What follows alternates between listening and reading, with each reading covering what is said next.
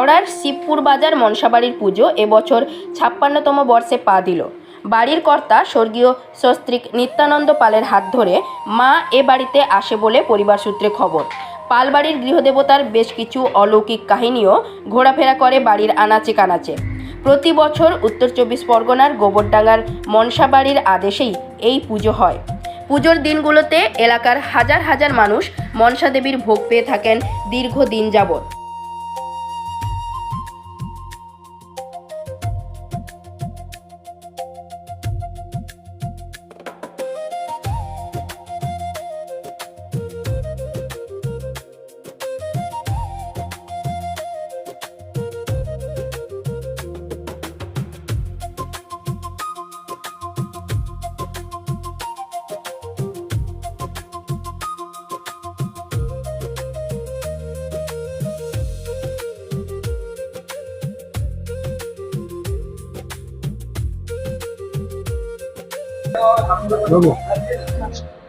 বলছি, আপনি তো দীর্ঘদিন ধরে এই পুজো করছেন। হ্যাঁ, এই পুজোর বৈশিষ্ট্য বা যদি এই পুজো সম্পর্কে কিছু বলেন।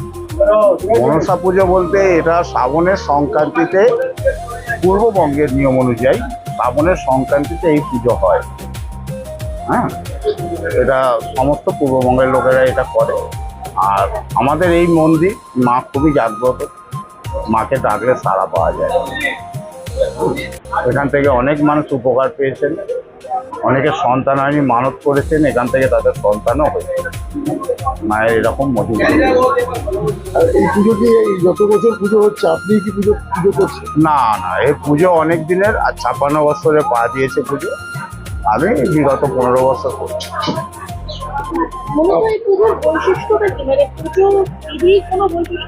দেবী বৈশিষ্ট্য বলতে মনসা হচ্ছে মানস কন্যা বলা হয়, মানে শিবের সন্তান। একমাত্র শিবের কোনো সন্তান থাকতে গেলে সেটা হচ্ছে মা মনসা।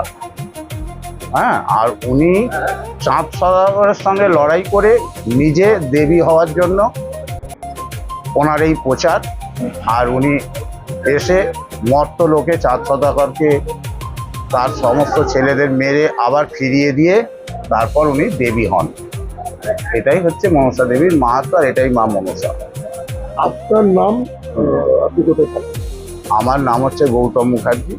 আমি শিবপুরেই থাকি, 67 নীলরতন মুখার্জি রোড, পুরোহিত। আপনি কখনো স্বপ্নাদেশ পেয়েছিলেন মায়ের, সেখান থেকে পুজোর শুরু? আমি স্বপ্নাদেশ পাইনি। একটু ডিটেলটা আমার জ্যাঠামশাই, তিনি একদিন ভক্ত মানুষ ছিল, যদিও সে লোকাচার সবাইকে দেখায়নি যে আমার ভক্তি আছে। সে এমনই একজন লোক ছিল, গঙ্গায় স্নান করতে যেত ডেইলি, তেল মেখে স্নান করতো। তো সেইখানে সে তাকে বারণ করা ছিল ওখানকার যিনি, যে তুমি আজকে যেও না চান করতে, তুমি এমনি তেল মেখেছো সেই অবস্থায় ফিরে যাও, তোমার হাতটা দেখে ভালো লাগছে না। তিনি ফিরে যায়নি, কিন্তু ওই ডুব দিয়েছে যখনই, তখনই স্ট্রোক হয়ে গেছে। কিন্তু ওই ভদ্র যে এতটাই নিষ্ঠাবান ছিল, ঠাকুরের প্রতি ভক্তি ছিল, তা তিনি একদিন স্বপ্নাদেশ দিল যে মায়ের ওই আমাদের পুরনো বাড়ি ছিল আপনার, ওটা হচ্ছে 19 নম্বর শিবপুর রোড, এই পাশে একটা 19 নম্বর, এটা 21 নম্বর। ওই 19 নম্বর শিবপুর রোডে আমরা থাকতাম। তার জ্যাঠা থাকতো ওপরে, আমরা ওপরেই থাকতাম। তারপরে জ্যাঠা স্বপ্ন দেখলো যে এরকম নিচে উঠোনে, দালানে উঠোনে মায়ের পুজো হচ্ছে, উৎসব হচ্ছে। তো সেইটা আমার বাবার কাছে ব্যক্ত করে। বাবার কাছে ব্যক্ত করার পর বাবা সেটাকে বাস্তবায়িত করে যে মনসা পুজো কীভাবে। তখন বর্দা ছিল আমার, বর্দাকে বলে যে এই ব্যাপারে তুই তাহলে কুমারটুলি যা, গিয়ে ওখান থেকে ঠাকুর নিয়ে এখানে মায়ের পুজোর ব্যবস্থা কর। জায়গাটা ছিল না সেরকম, সেই অবস্থায় ঠাকুর যেটা এনেছিল সেটা ঢোকবার উপযুক্ত ছিল না, বসাবার উপযুক্ত ছিল না। বাবা কোনো রকমে একটা পাঁচিল ভেঙে, সাইড দিয়ে একটা পাঁচিল ভেঙে, রান্নাঘরের সঙ্গে আমাদের পাঁচিল ছিল, সেই পাঁচিল ভেঙে বাবা ঠাকুর যথারীতি ঢোকায়, কোনো রকমে ঠাকুর ব্যবস্থা করে ঠাকুর পুজো হয়।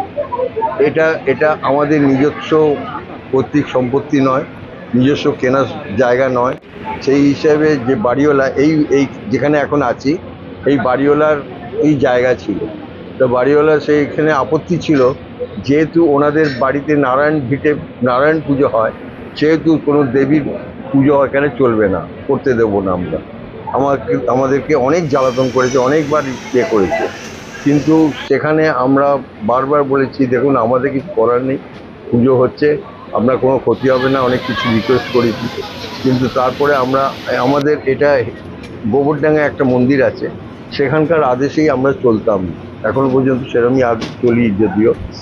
তা সেখান থেকে বললো যে আদেশ দিল, মানে ভর জিনিসটা যেটা, সেই ভরেতে বলল যে তুই ওখান থেকে আমাকে নড়াবি না, আমি যেখানে বসে আছি সেইখানেই থাকবো। ওই যে ফুলের দোকানটা এখন দেখছেন, ঠিক সোজাসুজি একদম আমাদের গেট ছিল, ওই গেট দিয়ে সোজা ভক্তরা দেখতে পেত, ওই রাস্তা থেকেই দেখতে পেত। ওই জন্য মার কি ইচ্ছে হলো যে এত ভক্ত যেখানে আমাকে দর্শন করছে ডেইলি, আমি এখান থেকে সরে গেলে ভক্তরা সেইভাবে ঢুকবে কি না ঢুকবে, বা সেই ভক্তের যে সমাগম, মায়ের দেবদেবীদের তো এটাই চায় যে আমার ভক্ত সমাগম হোক, আমার ভক্ত বাড়ুক। সেই হিসাবে ওইখান থেকে সোজাসুজি ভক্তরা দেখতে পেত, সেই হিসেবে বললো আমি এখান থেকে নড়বো না।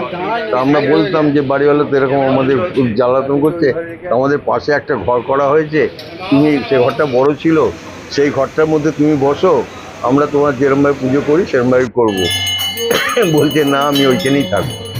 তা বলার পরে আমরা যথারীতি সে দু চার কথা তারপরেও বলছিল, তারপরে আস্তে আস্তে সে এমনই হলো, সে এখানে এসেই সেই বাড়িওয়ালার লোক যে বলতে আসতো সেই মাথা ঢুকছে, তারপর আস্তে আস্তে সে চুপ হয়ে গেল।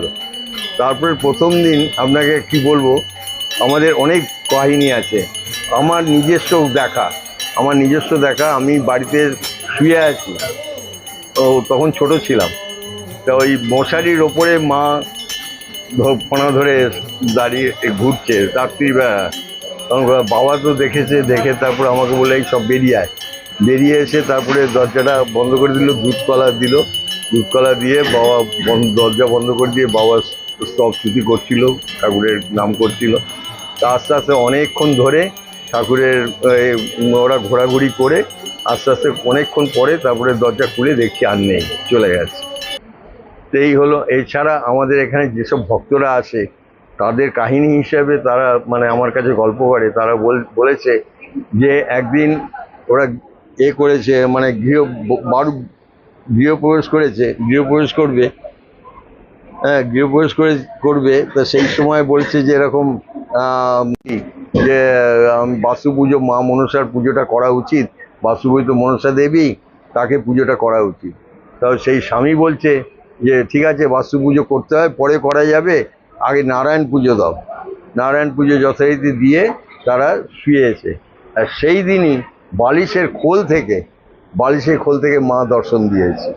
তার পরের দিনই ছুটে এসছে আমাদের মন্দিরে, এসে বলছে এরকম বাবাকে বলেছে, এরকম আমাকে দেখুন এরকম করছে, আমরা তো এরকম পরিকল্পনা করেছিলাম কিন্তু করতে পারিনি, আমরা পরে পুজো করবো মনে করেছি। তা সেই সময় ওই জন্য বলবে। তারপরে এখানে বাবা বললেন এখানে পুজো টুজো দাও, দিয়ে তোমরা ঠাকুরের নির্মাল্য নিয়ে যাও, নিয়ে গিয়ে ঠাকুরের যথারীতি। তারপর থেকে প্রতি বছর ওই ভদ্রমহিলা আসতেন, বয়স হয়ে গেছে এখন 2-1 বছর আসছেন না, প্রতি বছর আসতেন এখনো পর্যন্ত। তা ওই পুজো টুজো দিয়ে যায়, এই উৎসবে আসে, তা সেইভাবে তারপর আর কোনো ক্ষতি করেনি। তো মা এতই অন্তর্যামী, এতই আমাদের করে, কৃপা করে, মানে সমস্ত ভক্তদের অনেকে কলকাতার থেকে চাকরি বাইরে পাঠিয়ে দিয়েছে, সেসব ভক্ত এসে বলছে মা আমাকে এত দূর পাঠিয়ে দিয়েছে, আমার পক্ষে তো খুব অসুবিধা, তাকে ফিরিয়ে নিয়ে এসছে কলকাতায়। মানে কি মায়ের সম্বন্ধে কি বলবো, কতটা এক মুখে আর কত বলবো, মায়ের অনন্ত মুখে অনেক কথা আপনারা পরে জানতে পারবেন। হ্যাঁ, আপনার নাম? আমার নাম নারায়ণ চন্দ্র পাল। আচ্ছা, এই পুজোটা 56তম বর্ষ? 56তম বর্ষ। এটা 56তম? এটা 56তম বর্ষ। আর এই মূর্তিটা প্রতি বছর চেঞ্জ হয়। এই ভোগ বিতরণ বা এই যে ভোগের সিস্টেমটা কি আছে, মানে এটা কি 56 বছর একই রকম ভাবে চলছে না কোনো চেঞ্জেস? না, চেঞ্জেস বলতে আমাদের পুরোনো বাড়িতে যে ছিল, এখানে আমাদের এসছি আমরা 27 বছর, 27 বছর ধরে এই সিস্টেমে চলছে, যে ভোগ এই এখন হচ্ছে সেই সিস্টেমে। আগে যেটা ছিল সেটা একটা ছোট বাড়ির মধ্যে ছিল, টালির চাল ছিল, মানে কিভাবে বসে তারা খেয়েছে, যারা ভোগ প্রসাদ গ্রহণ করেছে তারা বসবার জায়গা পর্যন্ত পায়নি, এমন অবস্থা ছিল। ছোট ছোট ঘর ছিল যেখানে বসে বসে খেয়েছে, বাজারে এমনি হাতে হাতে প্রসাদও দেওয়া হয়েছে আগে। এখন তো সব সিস্টেমটা বদল, একটু বড় করেছে মা। প্রসাদে মূলত কি কি থাকে? প্রসাদের মধ্যে খিচুড়ি ভোগ থাকবে, আলুর দম থাকবে, চচ্চড়ি থাকবে, আর চাটনি থাকবে, পায়েস থাকবে, বোঁদে থাকবে, মিষ্টি থাকবে, আর এই ধোকা আছে। এই মনসা পুজোর ক্ষেত্রে স্পেশাল কোনো ভোগ মাকে যেটা আপনারা আহুতি দেন, হ্যাঁ। সেরকম কোনো সিস্টেম বা কোনো আলাদা কোনো আলাদা বলতে আমাদের পূর্ব বাংলার থেকে আসছে, কচুর শাক দিতে হয়, তারপরে মান বাটা দিতে হয়, শাপলা দিতে হয়, মোচা দিতে হয়, এরকম অনেক বিভিন্ন পদ দিয়ে পুজো করতে পারে। কত মানুষের জন্য এই ভোগটা আয়োজন হয়? মোটামুটি 3,500 উপরেও যায়, সাইডে অ্যারেঞ্জমেন্ট হয়ে যায় আমাদের। আর ভোগটা কি শুধুমাত্র শেষ দিনেই হয় নাকি 3 দিনই ভোগ চলে? 3 দিনই ভোগ চলে। আমাদের প্রথম দিন 5 দিন আমাদের উৎসবটা একটা হচ্ছে গোবরডাঙ্গা, যেখানে প্রতিষ্ঠিত দেবী আছেন উনি, ওনার আদেশ অনুযায়ী আমাদের করতে হয়। উনি যদি বছরে বলেন যে 7 দিন করবে, 7 দিনই হতে হবে। 3 দিন বললে, যেমন আজ এবার 3 দিন আদেশ হয়েছে, 3 দিনই করতে হয়েছে। এই আদেশটা পুজোর কতদিন আগে আপনারা পেয়ে থাকেন? আমরা মাসখানেক আগে পাই। আমরা ওখানে ভোগ দিই, তখনই আমাদের আদেশ হয়ে যায়। এই মূলত এই আদেশটা কে বা কারা দিয়ে থাকে? উনি ওখানকার পুরোহিত ব্রাহ্মণ ভক্ত মানুষ, উনি এটা ঘরে উনি দেখতে পারেন, দেখুন ছবিতে রয়েছে। হ্যাঁ, ওই ছবিতে গোবরডাঙ্গার ছবি। আপনার নাম? উজ্জ্বল পাল, আচ্ছা, এই পুজোটার অ্যাকচুয়াল প্রতিষ্ঠাতার নামটা একটু বলুন। প্রতিষ্ঠিত নিত্যানন্দ পাল। এই যে বলছি 56 বছর মানে একটা অর্ধ শতাব্দী পেরিয়ে গেছে। এখন নতুন জেনারেশন জেনজি যারা রিলস বা একদম সমাজ মাধ্যমে রয়েছে, তাদের কাছে এই পুজোর মাহাত্ম্য বা আগামী দিনে কিভাবে এগিয়ে নিয়ে যাওয়ার প্রয়োজন? আমার মনে হয় না কি এই পুজোটা আমাদের নিয়ে যাব, যে আমরা যে বলে কয়ে সেরকমভাবে কিছু আমরা হয়তো পারবো না, বা তাদেরকে বিশ্বাস করানো বা সেটা আমাদের পক্ষে সম্ভব না।